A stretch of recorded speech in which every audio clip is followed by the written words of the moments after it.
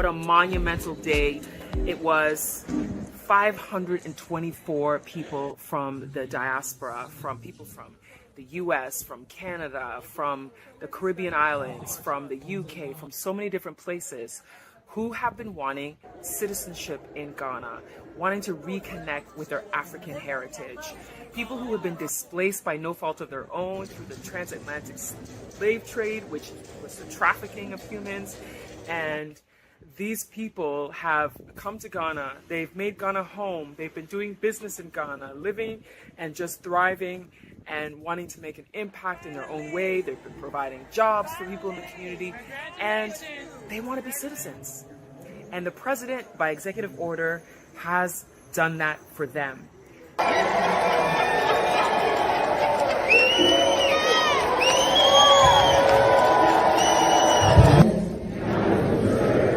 Protect and defend the Constitution of the Republic of Ghana. So help me God. Congratulations. For all my ancestors, I never even thought I would get this, so I know it's something special. I'm ready to do something with this. You heard? Shout out to everybody's out here adding value to Ghana and to the motherland. Thank you, administration. Thank you, Ghana. All right. Welcome to Pan-African Perspectives, where we dive into the real-life experiences of visiting Africa, moving to the continent, investing in African ventures, and buying land, all with the ultimate goal of advancing Africa and restoring it to its rightful place on the world stage. If you guys have been following us for a while, you know our mission is to support an independent Africa and empower African people on the continent or in the diaspora. So whether you're currently in Africa, you've recently migrated to or from the continent, your ancestors were trafficked during the transatlantic slave trade, or you consider yourself a foundational Black American, this live stream is for you. I am Joe Hatagwa. I'm the host of this live stream every week. I'm the founder of Authentic African, and each week I'll be sharing my experiences living, traveling, and investing on the continent of Africa. And from time to time, I'll also be interviewing people who have made the move to the continent and offering their insights and their stories. Today, we have a very special guest. She has been on the live stream, I think at least 3 times now. She's interviewed me, I've interviewed her, and it is the great and wonderful Ivy Prosper. She's a content creator and a producer. She's a creative storyteller with experience as a film producer, TV host, reporter, writer, and a public speaker. She relocated to Ghana from Canada to be on the pulse of what's happening in the emerging markets in Africa. And she makes content for those outside of the continent of Africa, seeking information on trends and what's happening on the ground level. So she's published an ebook. She has a huge following, very well respected, and she previously worked for Ghana Tourism Board on the Year of Return and Beyond the Return. And so we thought there would be no better person to add to this live stream than Ivy to tell the story of what happened recently and, you know, kind of the full circle moment, you know, having been there through all of the Beyond the Return and the return, what was it? The Year of Return festivities. So without further ado, here's Ivy. Ivy, what's up? How are you? I'm good. And I thank you for doing this. I know last week I reached out to you because I saw all of everybody talking about the citizenship ceremony. And I was like, you know what, Ivy, I have a lot of questions for you. I missed out myself. As you know, as everyone knows, I was living in Ghana for 2+ years. And Ivy and I met on a number of occasions. And I know that Ivy has been heavily involved for quite some time. She just recently mentioned to me over 5.5 years working with the Tourism Authority of Ghana. So she's seen this thing come to fruition. She's been a big part of it. And so, Ivy, I really thank you for taking the time because I have a lot of questions and I'm sure the audience wants to know what happened, how did it happen, all of those things, and what it was like to be in the room for that ceremony, that video that I played there, and what it must be like for you as a proud Ghanaian. So, but before we get into all of that, is there anything that I missed in my intro about you, what you're up to, that you want to share with the audience here today? I mean, you summed it up a lot. I am, you know, content creator. I am going all in on my YouTube channel more and more now that I have departed from my role with Ghana Tourism Authority Beyond the Return, Year of Return. And I'm doing some consulting. There's people who are seeking advice and information on moving to Ghana or travel to Ghana. And I do consultations. There is a fee for the consultation. And then I have my book, which you mentioned, that is available on Amazon, Your Essential Guide on Moving to Ghana. And I'm working on updating that to a new version, because that one was published in 2019. And I'm also working on doing a lot more work in the film space, the documentary film production space. I recently had a segment that I worked on with ITV News that was about the diaspora who've moved to Ghana, especially people who were inspired by the Year of Return. That aired a few weeks ago with ITV News on assignment. And there's another short news story I did with them that will be coming out soon as well. And then there's others I've been doing some conversations with, having some conversations with other production companies, other news around the world who are reaching out to me. So things aren't finalized with everyone yet, but conversations are happening. So I'm really excited about what's to come. Awesome. And I'm looking forward to following your journey as you make some of these transitions. You and I have had a couple of conversations offline, and this content creation journey is not easy. And at all. People think it's easy. It is not. People watch their favorite creators online and they think it's just as simple as you turn on the camera and you're just like, and you go, and it's easy. And it is not an easy thing. You have to love it, because that's what's going to keep you going. If you didn't love it, you would easily quit. And most people who decide that they want to do YouTube channels, you see that they start, and then they fizzle out because they realize it's not as easy as they think it is. They assume that everyone is making making lots of money. And it's like, you could be doing videos and you look at the end of the month and you're like, that's all I'm getting after all that work I put into it? That's it? This is like pennies, So you really have to love what you're doing, and you're really building a community, and you're also building yourself as an authority in whatever topic it is that you have discussions on, and you become a thought leader, and it can help you in other ways, other things that you're doing as well, because it all comes together. So you can't be doing it only because you're like, I'm going to do YouTube because I'm going to be a millionaire. I want to do this. It's like, most people are not millionaires. I read recently that only 8% of people on YouTube are actually making a good income. Yeah, and I can second that notion as someone who's been on YouTube for just over 3 years. And at the end of the month, I'm like, man, there's a whole lot of month at the end of that check, and not a lot of check at the end of the month.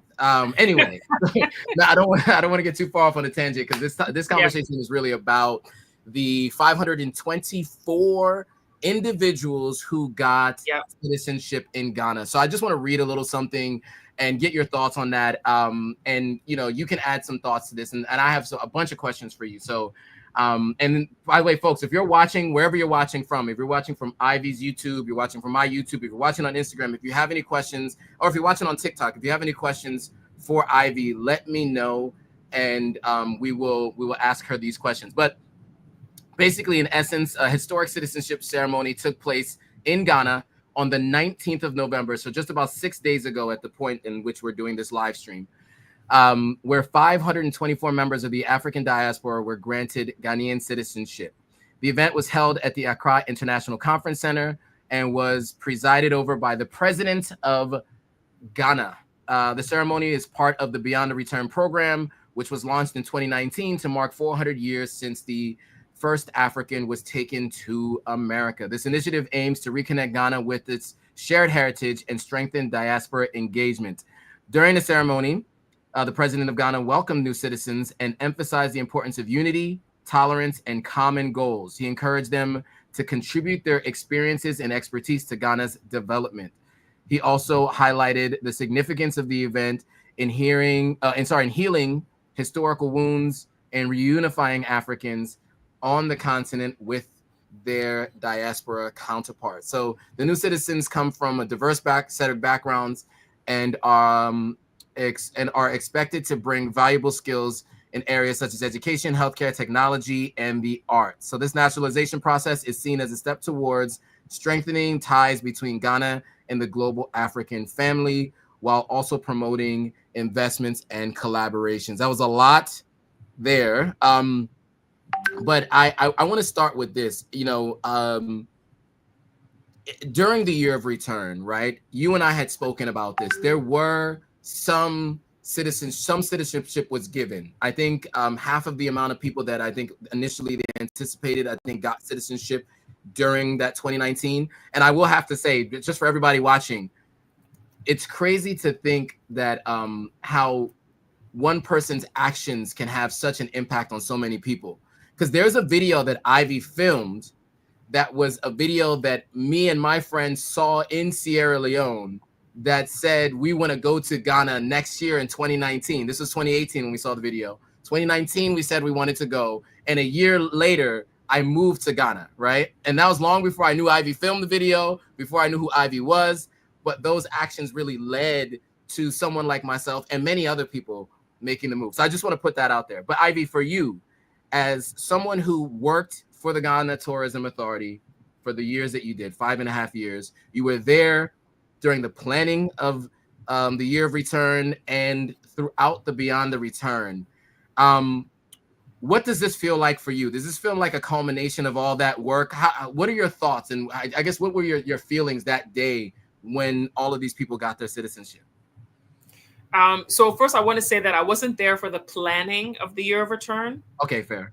When I joined the team, the year of return had already officially started. Okay. But I had already been promoting the year of return before I even joined the team officially.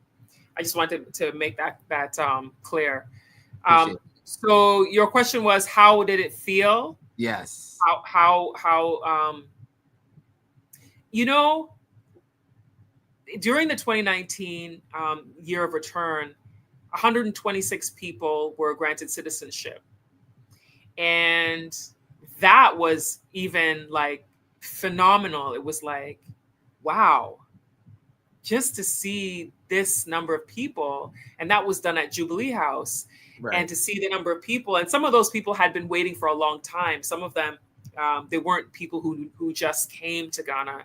Right. Some of them were people who had been living in the country for a few years, applied for residency, and had been anxiously waiting. And so to see that number, and then again in 2022, there was a group of people who got citizenship as well. I don't remember the exact number, who also got citizenship in 2022. And then now this 2024 group, this is the biggest group. This is the biggest. This is historic. Mm-hmm. And the way I felt was like when I was talking to Diaspora Affairs at the Office of the President, when I was talking to them in August, when they were talking about the process happening, that it was going to be coming soon, the new batch of citizens. And they said that they were anticipating at that time, they said it was like going to be around 250 or something, but then the number kept growing. And then they said it was going to be over 500 people. Mm. And it was just like, whoa, that many? And I know that they had to go through an interview process. So one of the things that I want to make sure that people realize is a lot of times media sensationalizing, people just say things anyway, anyhow. And I see stories that say free citizenship in Ghana. Ghana's giving free citizenship. And it's like, they're making it sound like they're just handing them out to everybody walking down the street. But you had to be committed to Ghana. You had to be living in Ghana. You had to have been doing something. You've had to have gotten your residency, or whether it's a work permit or something. You had to have proven that you've been laying down a foundation of doing something in the country, not just you just arrived and you want to get it. It wasn't like that. I just want everybody to be clear. A lot of these people are people who are passionate about Africa. They're passionate about Ghana. You know, a lot of them came, you know, some of them came in 2019, some came 2020. So people came, you know, different years people came. Most of them had been in Ghana at least a couple of years, most of these people. That's why, Joe, you would have definitely been one of the people if you were here. So a lot of these people, they've been here and they've been putting in the hustle and the grind, and they've been wanting to get citizenship. They've built a relationship with the Diaspora Affairs Office.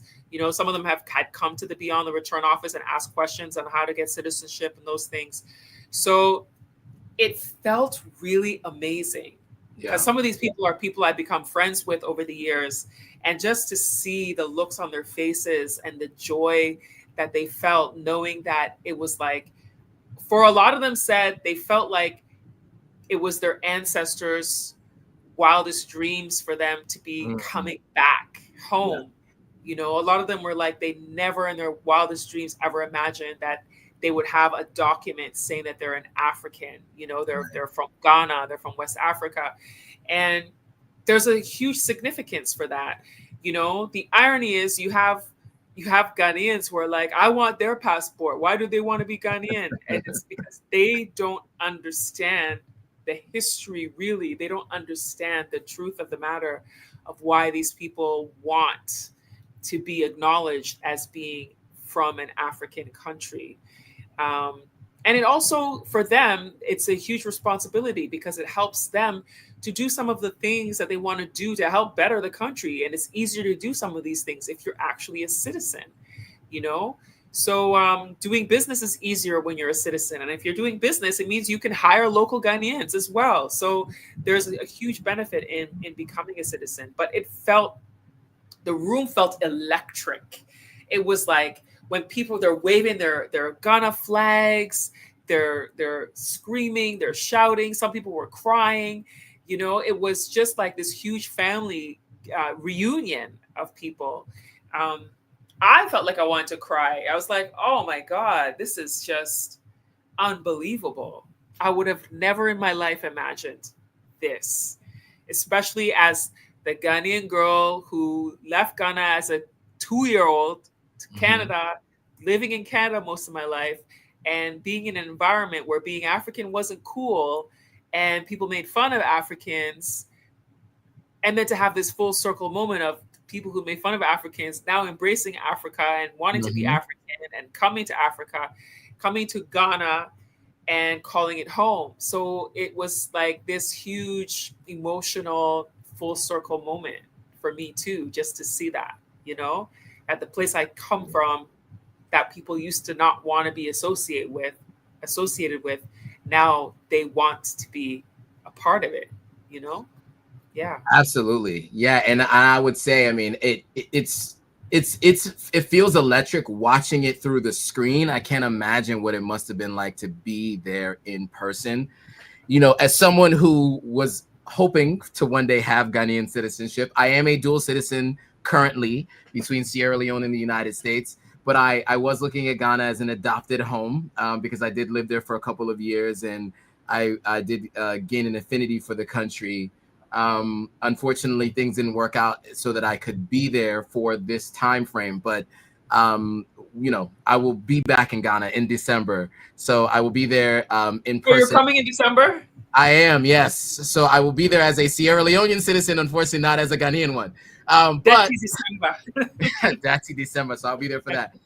So you know, but I do want to take it back because you mentioned something that was really important, and there was some time where there's all these lists that people put out. These are the 10 countries that are offering citizenship to Black Americans. Yes, I've seen those. Yes, I've seen those lists. All these lists, right? Sierra Leone, by the way, is never on that list, which is funny, right? Because I think Sierra Leone's the only country in Africa that offers it by DNA. By DNA. And they do about 100 a year, right? So I think in total, the number they've done since they've instituted this right around reaches what Ghana has done in these 3 different ones, especially considering they did 524 in this one. Yeah, this is huge. That's huge. 500 plus people in 1 year is I mean, that's huge. But I want to ask you about the process as you know it. So, for Sierra Leonean citizenship, for people who are out there who, do African ancestry and you find out you're of Sierra Leonean descent, there's a process in which you can go through to go to Sierra Leone. And it is a much smaller and shorter, different kind of process than what you saw with Ghana, but you can get your citizenship. Folks like Jay Cameron, folks like Dynast, right? There are a few people out there who are big proponents of people coming to the continent of Africa who've gone through this process, which allows them to travel around West Africa a lot easier, right? When you have your ECOWAS passport, you can travel around West Africa more easily without having to get a visa, et cetera, et cetera. What does that process look like for these folks? Like, I know you mentioned they had to go through an interview process. Did you talk to any folks about what that was like for them, what they had to do in order to get the citizenship, and how long the process was? People didn't really go into a lot of detail with me on that day. Okay. I do know some people who did go through the process who had mentioned that they had to already have residency, and then they also had to go in for an interview. So they did interviews where they had meetings with Ghana Immigration, with the Ministry of Interior, with Diaspora Affairs, and then they also had to do a police background check. So they had to go to the police headquarters and do a background check that they would have to pass before they could get the citizenship. So I know that there are people who didn't get it. So people think so. That's why when I see those news stories that say free citizenship, Ghana's giving free citizenship, it's like there's people who didn't get it. There's people who applied and didn't get it because for whatever reason, there's things about their application process that they didn't fulfill everything that was needed, and then they didn't get it. So there are people who were rejected. I don't know how many, but I know there's people who were rejected that didn't get it. So. Yeah. Okay. Yeah, and I mean, I would imagine, there was I think, I don't know who it was, but there's a famous quote. I think it was Marcus Garvey, and there's a quote that I'm gonna butcher, so I don't want to mess it up, but you get the gist of it. And he said, "I don't want all people." It's like, it's kind of like the right people, right? And so I guess, I'm not gonna say this necessarily had to do with the right or the wrong people, but you do have to have some sort of sifting process, right? If especially where the demand is so high. With a country like Ghana, so many people want to get citizenship. So you do have to have some kind of vetting process. And I know there are some less than desirable folks who try to make their way into Ghana from other parts of the world.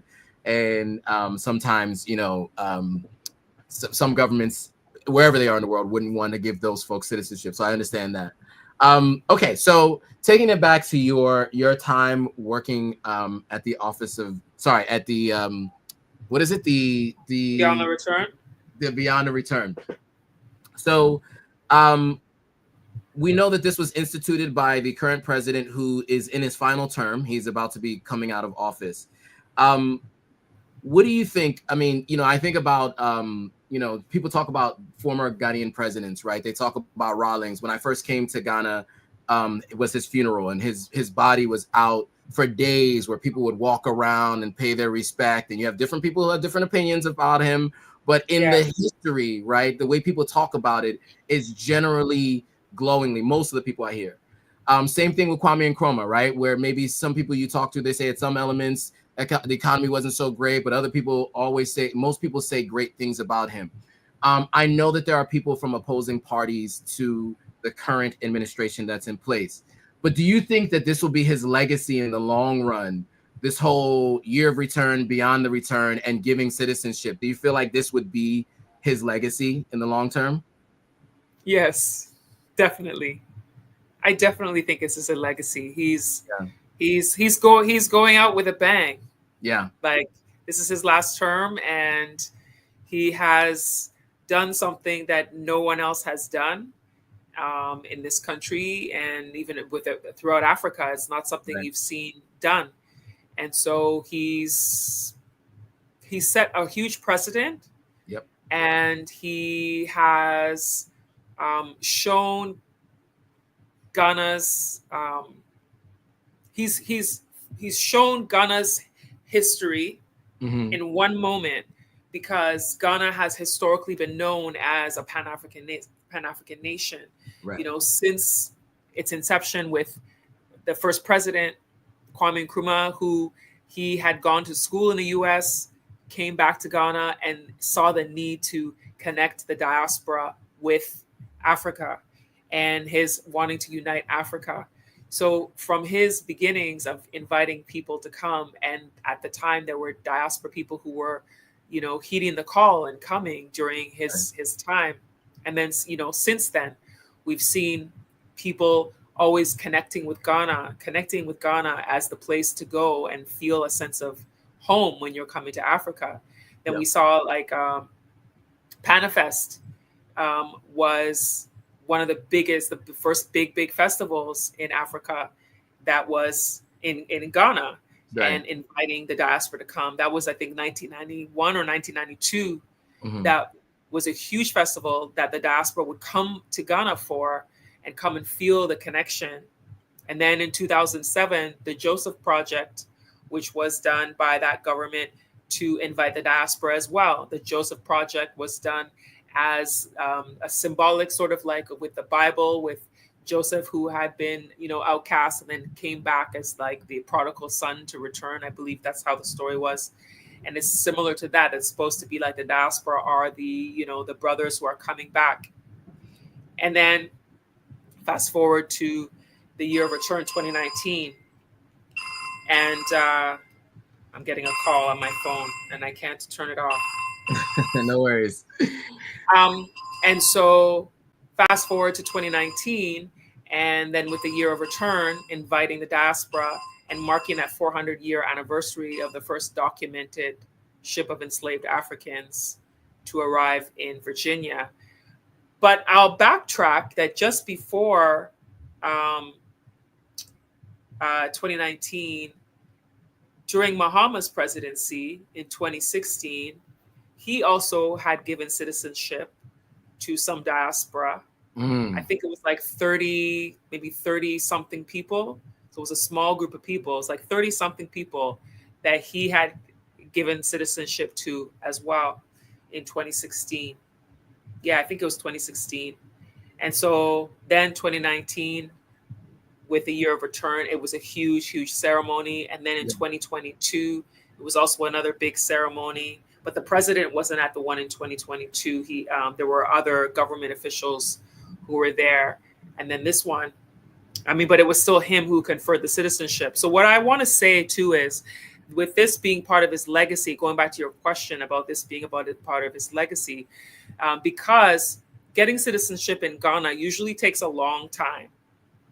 It can take 8 to 10 years to get citizenship in Ghana for anyone.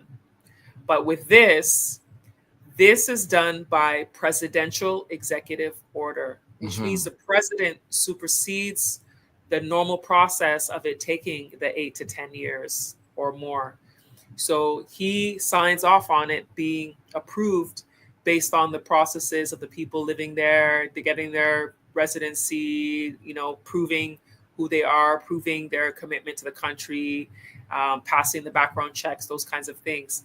And then he, by a presidential executive order, signed off on it. So in this huge, massive legacy of his that he has done, it is something that will never be forgotten. It goes down in the history books. And nobody can change that. Nobody can change that. People who complain about him, because in Ghana we have the, you know, people who are complaining about him, they don't like him. Then there's people who love him. So there's, you know, you have the two sides, but nobody can deny the impact that he has had when it comes to these campaigns and making the diaspora really feel like Ghana is home. Yeah, good point. Oh, sorry. Go ahead. Sorry. No, I'm just saying nobody can change that. At all. Nobody can change that. And I think it's important to highlight that because, as you said, yeah, I mean, you know, obviously everybody has their political parties like any country, you know. For those of you who haven't been to the continent, if you in America are in a household and you hear people talking about politics all the time, it is the same thing in Ghana. Any country you go to, okay? When I was in Ghana, especially when I was talking to Ghanaians, there were people on both sides of the political aisle, and there were lots of conversations about the current administration, the former administration, this and that, et cetera, et cetera. But this legacy, I wanted to mention that, and I did want to preface it the way I did before I asked you that, because I do know that there are people who oppose the current government. Fine. But yeah, as you said, this is a legacy that will live beyond his years. And as you said, I think it's important to note to people that Ghana has always led the way in terms of that return to the continent. As you mentioned, so I went to the Kwame Nkrumah Museum before it was remodeled, the old one. And in that museum, they had all these pictures of all the people who had come to Ghana: Muhammad Ali, Maya Angelou, Nina Simone, W.E.B. Du Bois, like all these people who were known as revolutionaries in America and in America's civil rights movement in different ways. Maybe it's in the arts and sciences, etc. And they all came to Ghana. Then, of course, the Black Star Line and all the different things that were happening at that time. And so it's amazing to see another moment like this. One question that came up as you were talking about citizenship is the Homeland Return Act. If I remember correctly, and you correct me if I'm wrong, but this was the act that was supposed to speed up the process to get citizenship, right? Where it wouldn't have to be done through executive order. Do we know if there's anything that's going on with this particular act? Have they given any updates as a government? Somebody asked this particular question. Yeah, I saw the question. I honestly don't know if there's any updates on it. I don't know. Yeah, and I would imagine no news means no news. So it's unlikely because as I was looking into getting citizenship in Ghana, I saw that it could take 8 to 10 years. Yeah. I did know some people who got citizenship in 2022. And that was through, one person who got citizenship in 2022. She had helped, I think, what was it, like 50 people buy land in Ghana, right? She had been working with the Diaspora Affairs Office. She had some friends who had some friends, right? And so that helped expedite her process, having only been in Ghana for 2 years at that point in time. And so there were some people who were able to expedite the process, others of which who had to go through the normal process. It takes some time. I mean, like with any country, right? Not any country is just going to start giving citizenship out to anybody, right? So I think people are always hoping that Ghana will just be different from other countries and just start letting people in. But like every country has their process, right, for letting people in. So anyway, we talked about the legacy. We talked about what it was like for you. I did, and then I guess we talked about even the history a little bit, of kind of people always coming back. I wanted to ask you about, what do you think this means for Ghana and maybe future presidents, right? Do you think this puts pressure on them to potentially continue to do something like this, right? Yeah, that's my question. What do you think about that? I definitely think it puts pressure. It puts a spotlight on the next president continuing on with the diaspora relations. Right. So I believe that if Bawumia, the current vice president of Ghana, Vice President Bawumia, is running for president, for those who are watching and may not know, the current election for Ghana's next president, I think the election date is December 7th. And so the current vice president is running, and then the former president, Mahama, is also running. So I think that if Bawumia wins, I strongly believe he will carry on with what the current administration has done with respect to diaspora relations, since he's already within the government and has good relationships with the Diaspora Affairs Office. And I foresee that if he wins, it will continue.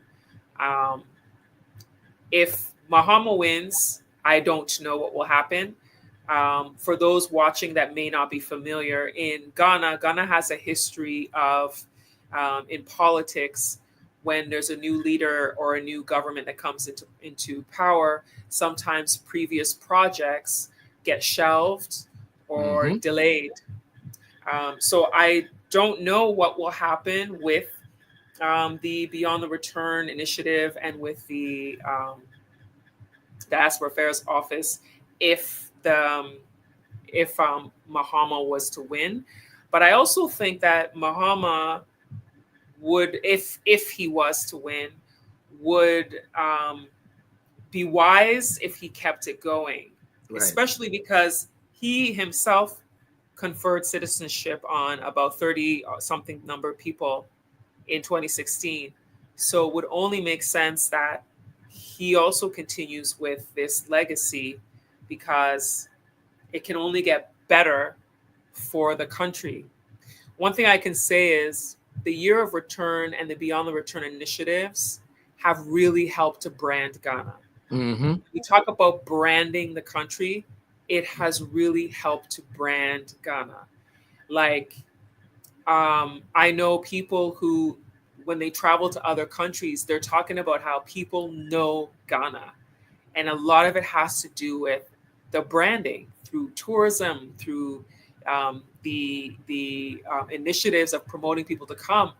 People know about this country. And then because of people coming, and then there's high level people who come, celebrities who come, government officials who come, who CEOs of companies who come to Ghana, and then they're talking about it on their social platforms, Right. which is growing the brand even more. So I believe that whoever becomes the next leader of the country would be wise to keep it going because it actually is something that has helped benefit the country. Agreed, 100%. I am with you on that. I think it was like the best branding exercise that a country could do that I've seen in my lifetime. I've traveled to a bunch of different places that are big on tourism, Mexico, Jamaica, Europe, all over Europe. In no place besides Israel has anybody utilized this return home feature in the way that Ghana has, right? And as you said, it was great for branding. I mean, for me, the whole Year of Return, Beyond the Return, Year of Return was part of the reason why I ended up moving to Ghana, right? It was great for branding. I knew Ghana was there, right? Yeah. I had been going to Sierra Leone. I had never gone to Ghana, but this gave me a reason to go, right? And then once I got there, I was like, I could see myself living here. And then before you knew it, within 12 months, I was living in Ghana and I was a resident of Ghana. On that note, somebody asked an important question, and I think it's an interesting one. And I wanted to actually pose it to you first before I answer the question, because it was actually posed to me. Okay. And somebody asked, Molly asked, Joe, why did you want Ghana citizenship when you have Sierra Leonean citizenship? So I think this could be used as an educational moment. What are some of the benefits of having citizenship in Ghana for those who want to know why someone like myself who has citizenship in another country would want to have citizenship in Ghana? Well, when you're a citizen of a country, you have access to things like, for example, if you want to start a business in Ghana and you are not a citizen, I believe you have to have at least 500,000 US dollars in cash or assets to start a business when you are not a citizen of the country. And if you are a citizen of the country, you don't even need that. I think you need like 500 Ghana cities, which is like, what, 10, not even, it's like $5 or something, $5 or $6. Right. So there's a huge discrepancy in how you can start a business if you're a citizen or if you're not a citizen. Also, if you get land, Ghana does land leasing. Land as a non-citizen is 49 years lease, and land as a citizen is 99 years lease. So those are just a couple of examples of why someone would want to be a citizen. And also, if some people are really into politics and they want to vote, you can't vote if you're not a citizen of the country. So that's another thing. There are some things that are priced differently for citizens and non-citizens, but this just gives you an idea of why someone would want to be a citizen of a country versus not. Also, travel is also another reason why some people want to be a citizen of a country. When you get a passport for that country, if you get a Ghana passport, it's an ECOWAS passport, so it's for West Africa, which you have that already with Sierra Leone. Sure. But the West Africa one, it helps with traveling within West Africa. It also helps with certain countries. There's certain countries in Africa that having a West African passport is helpful for. Not all, but certain countries. Yep. Makes it a bit easier than if you're holding a passport from like the US or something. So there's a number of reasons. And some people at the end of the day, it might not even be about the other things. Sometimes it's just about the feeling like you are coming home. That homecoming feeling is a main reason why a lot of people who wanted it. Yep. Absolutely, 100%. And so, yeah, I think, all those reasons except the ECOWAS passport would be reasons that I would want to get Ghanaian citizenship, right? So I would not be giving up my Sierra Leonean or my U.S. citizenship. As far as I understand, the United States allows unlimited numbers of citizenship beyond the U.S. It's what I hear. You can ask different people. My man Jay-Z said, I got 5 passports. I'm never going to jail, right? That's what he said in the song. So I don't know if that's true, but I do look it up from time to time, and they do say you can have unlimited number of passports. So why not? To everything you just mentioned. And it makes it a lot easier to go through internal systems within a country, right? If you want to buy land in a country, it's a little bit harder to do when you're not a citizen of that country. As you mentioned, if you want to start a business, now you can go through some underground processes, but that's not what you want to do because you can end up having it backfire on you. So you obviously want to be able to do it in a way that is in line with the country's rules and regulations. So so that is important. Now, there's a random question that came up and that I think might be interesting. I think I know the answer to this question, but since it came up, I thought I'd ask it. Can a citizen technically become president? I think I know the answer to this, but please, if you, I think it's the difference between a naturalized citizen and being born in the country, right? So if you want to become a president, I think you have to, I don't know this 100%, but I know that if you want to be a government official in general, you would need to give up your citizenship of your other country. Yeah, because I remember there was a woman who gave up her position, or gave up her U.S. citizenship in order to take on a ministerial position in Ghana, and she had to give up her U.S. citizenship in order to do that, to maintain her only Ghana. So a lot of people who become citizens from other countries, they're not trying to become the president of the nation. Most people are not trying to become president of the nation. So it's not something that they're thinking about. It's very rare. Like I remember in the U.S., Arnold Schwarzenegger became the governor of California, but he said he knew he could never become president because he wasn't born in the United States. Right. Someone just commented that MPs are allowed to have dual citizenship. No MP are allowed. No MP are allowed to have dual citizenship. Yeah. Yeah, there you go. Yeah. Yeah, you're not supposed to. You're supposed to give up your citizenship in another country if you want to become a high-level government official. So I don't think you can be president unless you give up your citizenship in another country. Right. Even if they allow it, if you're naturalized and not actually born there, because the reason why most countries do that, right? Just for those who are watching, think about this. If you're a country, you don't want to have the idea of someone having dual loyalty, but running one particular country, right? That's why you hear that used as a negative connotation for people who have dual citizenship already, especially if in America, you hear it all the time. That person has dual loyalty to that country. I don't want to say it because I don't want to get kicked off the platform, but there are countries that Americans have citizenship elsewhere, and there's these conversations about them having dual loyalty, right?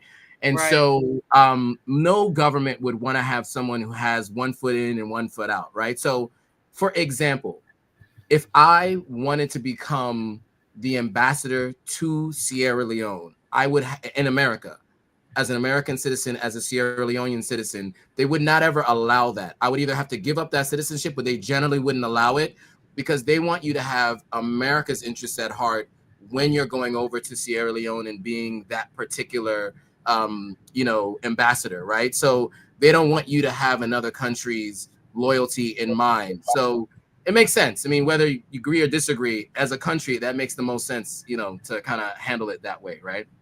Yeah. Okay, so some other comments. Admin Bentley says that's true. In others to run in order, okay, in order to run government office, you have to give up your citizenship for another country.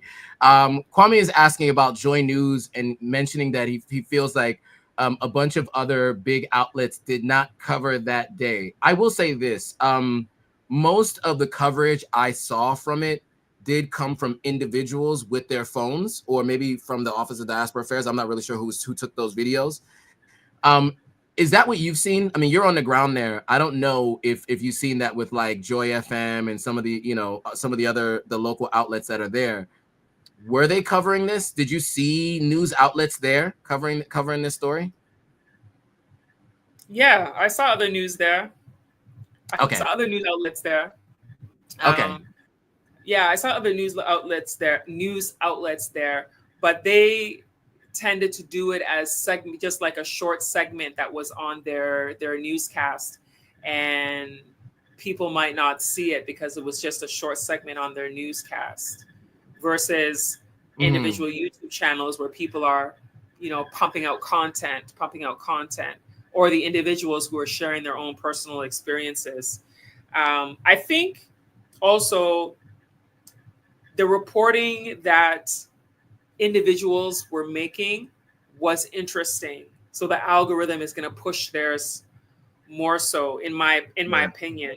Fair. You know? Yeah. Yeah. But yeah, the local news didn't pump a lot of stories the way that individuals did on their social media platforms. There were some short segments. Got it. I love when the audience comes in with notes to help the discussion. So Kay Sugar says, according to Chapter 8, Article 62 of Ghana's Constitution, you must be a Ghanaian by birth and also be 40 years old with a sound mind and a few other things to become president of Ghana. So there you go. Thank you. That's helpful. Thank you. I figured it'd have to be by birth. Most countries do that. You know, I don't know if you guys remember this. Wyclef tried to do it in Haiti and found out the hard way that because he was born in, I think, Newark, New Jersey, he was not able to become the president of Haiti, and he had already started his campaign. This is like maybe 15 years ago, but I remember hearing that and thinking, like, how did you not know that? But he didn't know that. And he found out during that process. So yeah, you know, there's some speculation that on reasons why news outlets may not have covered it. Okay, you know, who knows? I guess that could be a possibility.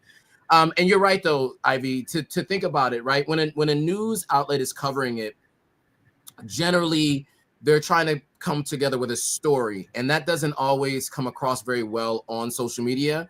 Whereas you can have a first-person view, you have a person's excitement in the room. You know, they're doing a selfie video and then they're sharing a video of people in the room. That's a very different thing, and more people are going to like it, share it, comment on it, and then of course that I think shows up in your feeds. It was all over my feeds, everywhere. I was trying to look at BBC, Pigeon, and Insider Sub-Saharan Africa, and Joy, and all of those. And I did see it mentioned, as you mentioned, it did feel like a secondary story. And it's interesting. I don't know why it wasn't a headline story like the way it would be for, like, let's say a BET or something like that. But I also haven't seen many of the American news outlets covering it. But maybe, you know, I think what happens a lot in American news when it pertains to Africa is it only gets covered if it becomes part of like the international discussion, right? If everybody's talking about it, then they'll talk about it. So yeah. It seems like Supreme had another question.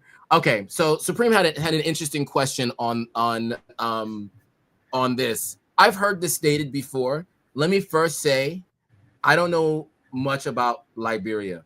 I am 25% Liberian, Crow people from Liberia. Shout out to my Liberian family. But I've heard this comment before. So the framing of this question implies something, but I think we can still maybe answer the question, just understanding that the framing has an implication that I don't necessarily know to say I can agree with it. But Supreme is saying, I'm worried that African Americans will turn Ghana into another Liberia. I already hear there is segregation in Ghana with Ghanaians on one side and African Americans on another. Your thoughts, please. First, I want to know what they mean by turning it into another Liberia. I don't understand. I want to know the context of that statement. But to say that they hear there's segregation in Ghana with Ghanaians on one side and AA on the other. So to use the word segregation has a negative connotation to it. It almost sounds as if it's an intentional segregation, which is what I think about when I think about like South Africa, when I think about apartheid, or I think about in the U.S. in the South when segregation was like clear, blacks here, whites here, or whites only, and that kind of stuff.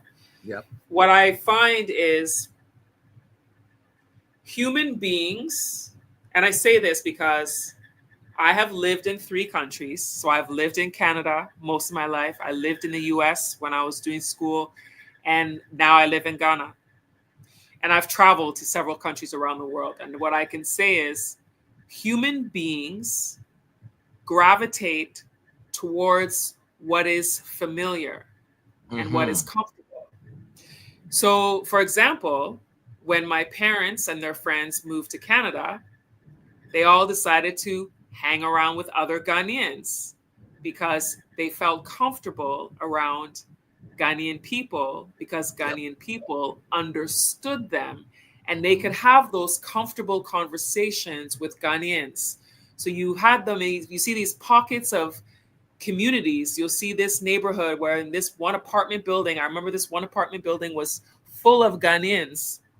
And it's because one person moves in and someone else is coming. Oh, come to this building. Come in. I'll help you get a place in this apartment. Oh, come here. Come here. Oh, I know the landlord. I can help you get a place here. Next thing you know, the place is full of Ghanaians. And it's not an intentional segregation. It's I'm comfortable around people who understand me, people who speak my language, people who, if I want to have some shito, they're not going to make fun of me. So it's comfort, because you see that in Canada. You'll be like, one neighborhood, there's a lot of Chinese people. You go somewhere else, there's a lot of Greek people. You go somewhere else, there's a lot of Polish people. And it's because human beings naturally gravitate towards people that they are familiar with, they are comfortable around because they have similarities. So an African American comes to Ghana and they meet another African American. They feel like, oh, another African American, you understand me. Because that's the other thing. Sometimes Ghanaians think that African Americans, when they speak, they're like, oh, I'm not getting them. Ghanaians will say they're slanging. I don't understand what they're saying. Even me, when I speak English, Ghanaians will be like, why are you saying it with slang like that? You're slang. I don't get you. So sometimes human beings feel like, when I go home, please let me just be around people who I don't have to always work to make them understand me. I can just be, I can be free and be comfortable. So then what happens is an African American moves somewhere, then they tell their friends who come, hey, you should come and move into this neighborhood. Oh yeah, come to this area. Next thing you know, you find that there's a lot of them that may live in a certain community because they just feel comfortable. It's not because they're intentionally separating themselves from Ghanaians. It's because human beings naturally gravitate towards what is comfortable. Yep. Am I making sense? 100%. So it's not that they're intentionally separating themselves. It's just comfort, and they do integrate. They go to events with Ghanaians, they meet Ghanaians, like they work with Ghanaian people, but sometimes you want to feel comfortable in certain situations. Sometimes you make a joke and a Ghanaian won't get your joke because they don't understand the context behind the joke, because they didn't live where you used to live, or, you know, there's just so many different things that comes into play. It's just like even somebody might move from Bolgatanga in the Upper East region of Ghana, and they come to Accra, then they find out someone else is from Bolgatanga. Hey, you're from Bolga, so am I. And then they speak their local language, because there's a local language they speak up there that they don't speak here. And then they'll be speaking their local language with each other because they feel comfortable. Human beings want to be comfortable. That's it. Yeah, that's all great points. And just to further illustrate that point, I think it's important to think about most of you are in the United States, right? So in the US, in Miami, you have Little Havana, you have Little Haiti. There, in every major city around the United States, you have a Chinatown. You guys might have heard about the Haitians eating cats and dogs, right? In Springfield, Ohio. Right, that nonsense. But they're Haitians that were telling each other, let's come to this place. There are jobs here. We have it set up. You know, you're going to gravitate towards your people. I think you nailed it. You hit the nail on the head. I think when people see a separation in people, I think that has a lot more to do with gentrification. That's probably a better question to ask, maybe, or a different question to ask. Let me not say a better question, but a different question.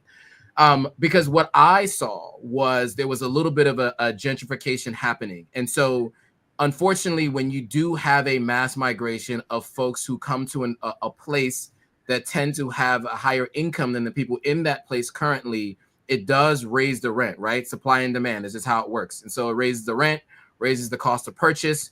And generally, the locals tend to have to move out to outer areas to be able to afford housing. Can I address something that's in the comments? Can you put it on the screen?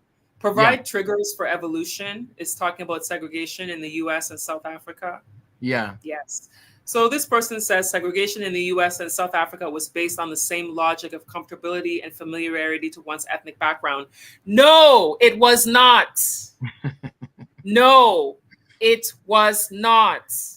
Segregation in the United States and apartheid in South Africa was white people who felt that they are better than black people and that black people are beneath them and that they don't deserve the same equalities. That is not the same thing at all. And it was written into law, right? They made it law. And to further address that too, because that's a good point. Most people who are moving to the continent of Africa, you have to assume most of them are moving with the right intentions. It's different than those people that were taking over South Africa or taking over the United States, right? It's a very different system in which they were putting into place to oppress the indigenous people. So I guess because I think that's what Supreme was asking in terms of Liberia, is he felt like maybe that's what happened there. That is not what we see happening in Ghana. But so that's a good point. I'm glad you called that out. I think some people liked you preaching this. Preach, sister. So go back to what. So I know I digressed. So let's go back to when you were talking about the gentrification. Yes, gentrification. So I wanted to ask you about that because, like, okay. So for example, my housekeeper, 10 years ago, she lived closer to Accra. And one of the complaints that she did have is that she felt like all these people coming to Ghana, and by the way, it wasn't Black Americans. She was talking about the Indians, the Lebanese, the Chinese, Nigerians. She basically said everyone who's not Ghanaian, as they come here, they are raising the rents, and she had to move out further away. But on that topic of gentrification, is that something that concerns you? Is it something that you've seen? Have you ever heard about anyone trying to address that particular challenge? Well, I remember seeing on another YouTube channel, I remember seeing Fred Dahe and Vanessa Camby did a video together where they were talking to some local Ghanaians about the gentrification and stuff. I think that it's something that happens around the world when you see, high rises coming up, you see, new developments, you see big corporations buying up properties and destroying them and then building up something else. It's a It's capitalism, really. And in Accra specifically, because I think it's more in Accra than anywhere else, because Right. other places are not rapidly developing the way that Greater Accra is. Right. I think it's an unfortunate situation. And yeah, it's not only because of the diaspora, because the diaspora themselves, some of them can't afford some of these places either, because some of these places are super from my experience. Sorry. Yeah, some of these places are even like the diaspora even can't afford it. Some of them, some of these properties that are built. What I learned from some people is that some of them are like companies are buying them for like their workers. Like for example, people who work in like oil and gas or tech, the multinational companies, they may buy up a bunch of apartments in a building. And then when they have some of their workers coming from abroad, then they stay in these apartments. And so it's like a revolving door of people who come and go, who work for multinational companies. I've heard that there's a lot of that as well. But yeah, I think it's just capitalism, really. And it happens everywhere in the world, unfortunately. The poor are the ones who the poor and even middle class are the ones who suffer the repercussions of it. Yeah, I mean, and Sheikh was agreeing with you, specifically happening in Sierra Leone. I mean, I live in Brooklyn. I'm back in BK, and I moved into this neighborhood 20 years ago. I know. It looked like I was born 20 years ago, right?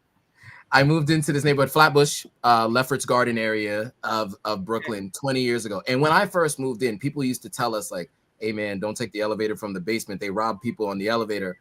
And now the pink berries and the vegan restaurants and the brunch spots and the people of all different walks of life, let's say, who are here that weren't here at that time.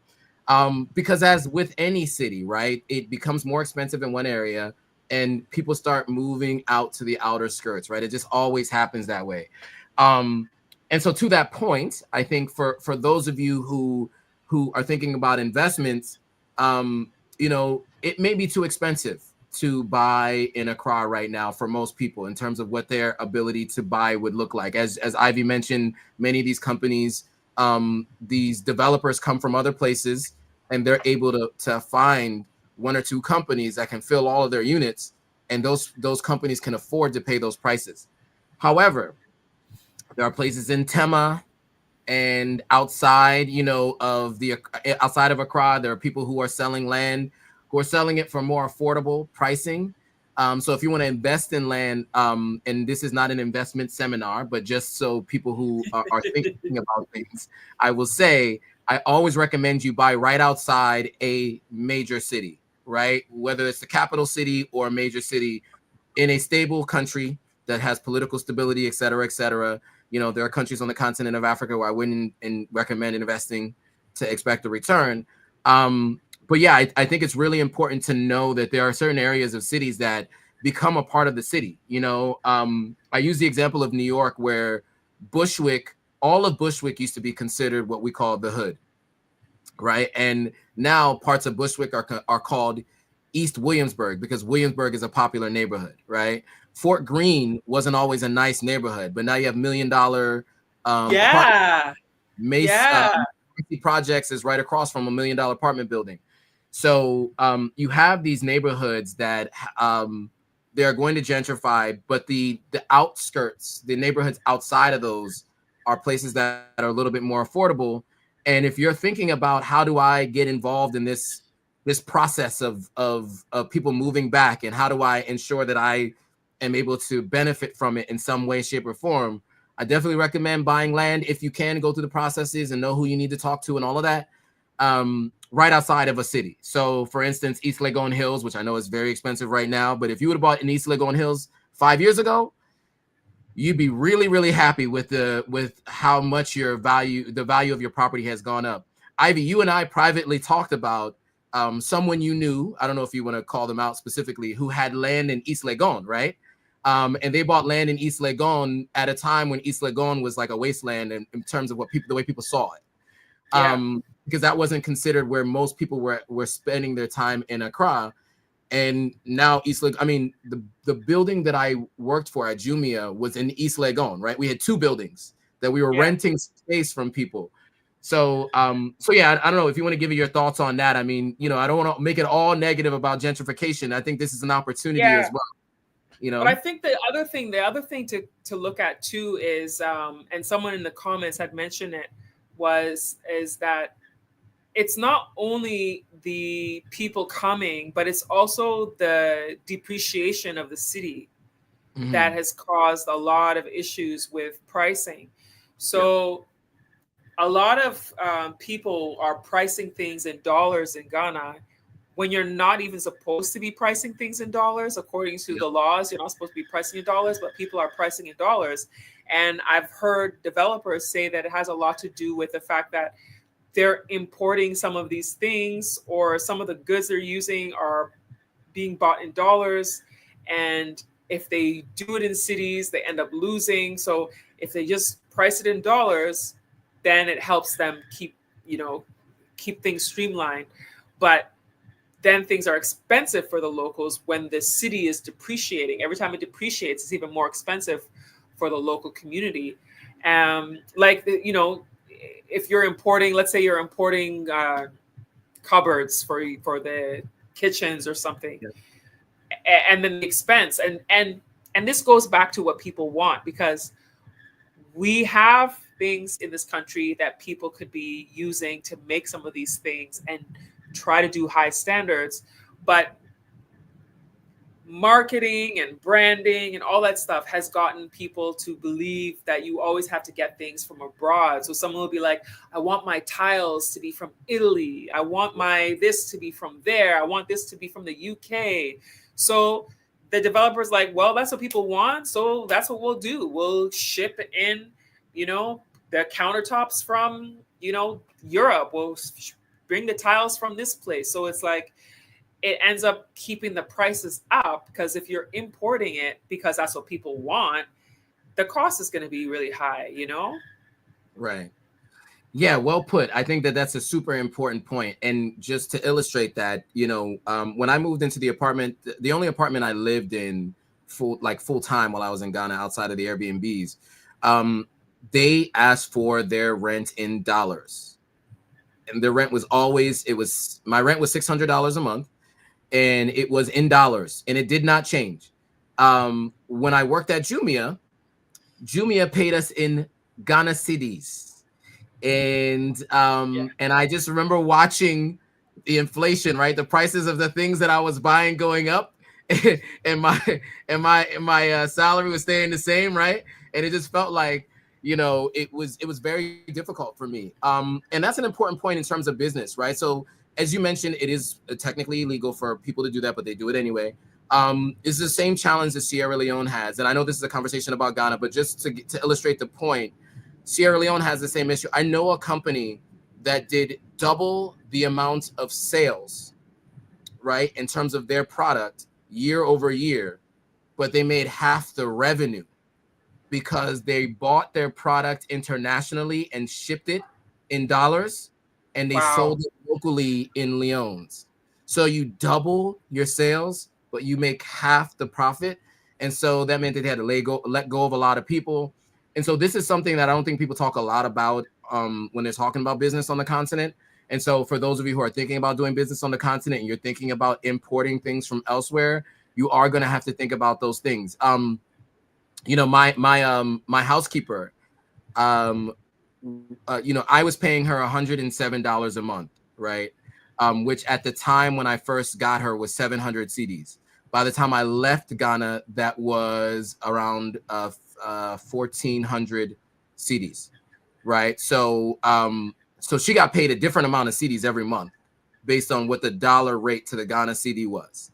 When I was helping her find a new placement, unfortunately, the people who I spoke to were like, we're going to pay her in cedis and we're going to pay her 700 cedis every month. And that's what it's going to be. And they decided they were never going to make that adjustment or make that change. Now, these were local Ghanaians who grew up in Ghana, lived in Ghana. And in their minds, they were like, yeah, I'm not doing anything based on the dollar. I'm from here and that's what I'm doing. And so, I tried to play my part and do what I could. Unfortunately, I feel bad for her because she, obviously, the same money that she was making buys her less. And it really is unfortunate, and it's a problem for people. And it's not just in Ghana or Sierra Leone. It's all over the continent. It's all over the world, right? Inflation is bad for everyone. Most currencies have had some kind of dip. I know there was a time where Ghana had was it 13 straight months of decreasing value in the Ghana cedi.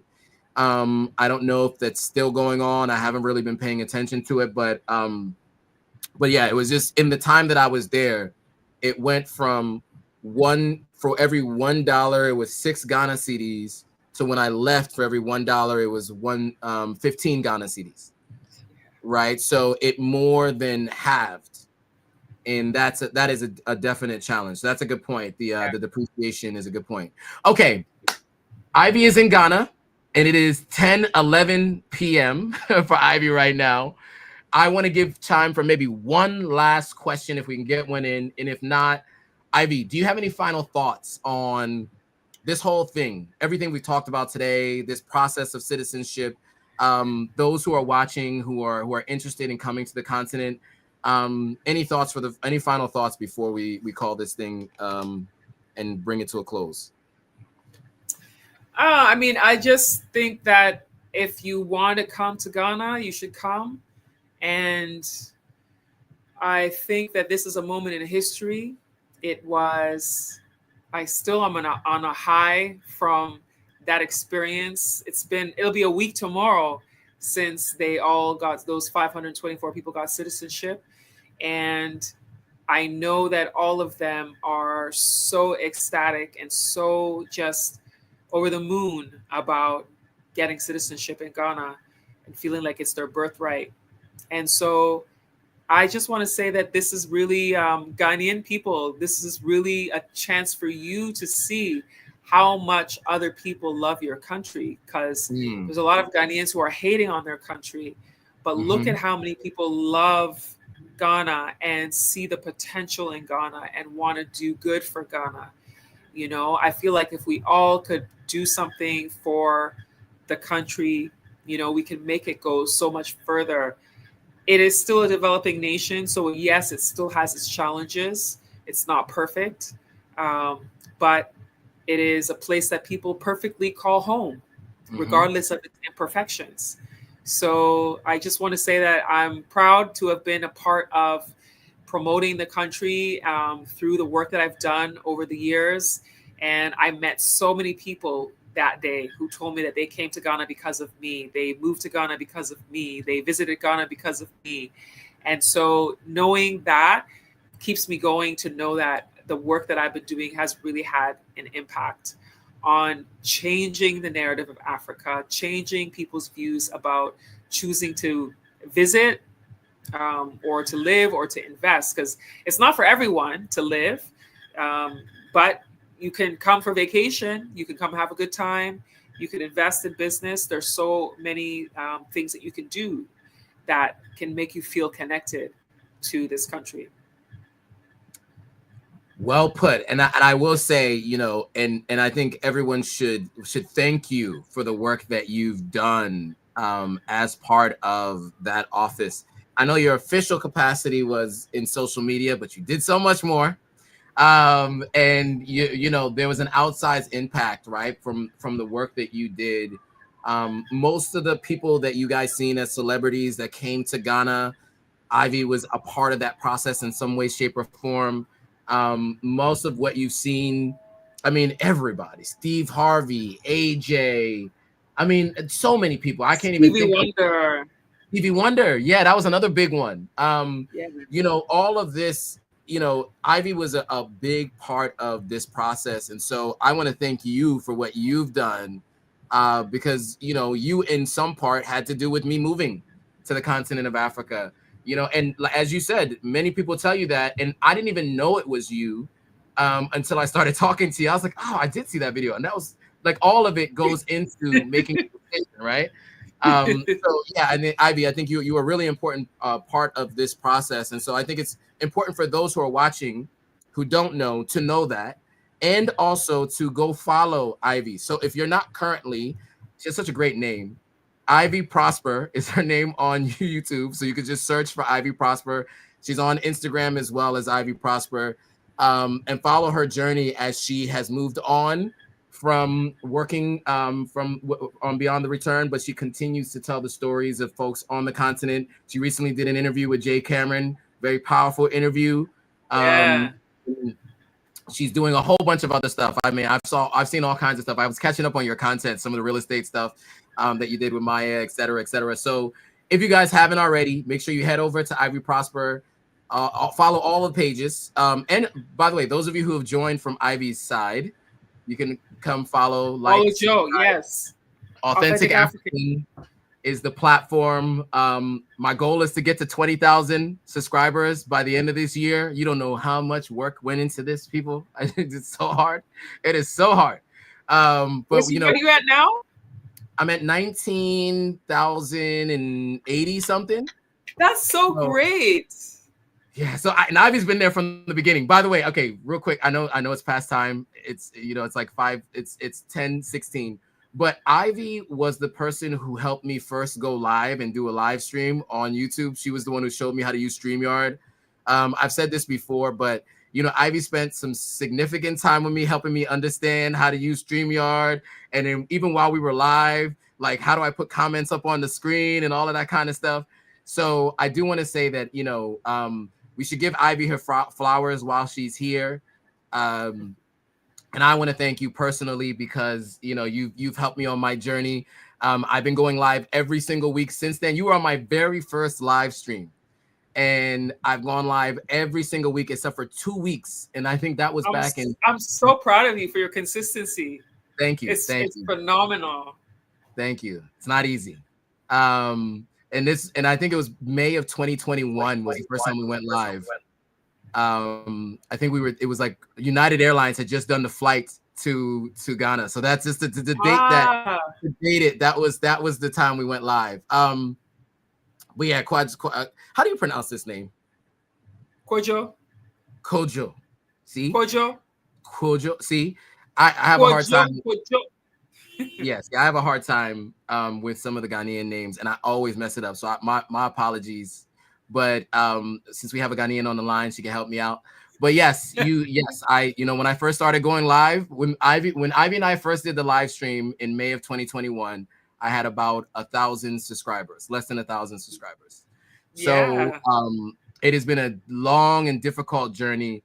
And so this is my weekly request to you all to help get more people on board in the journey to come along with us.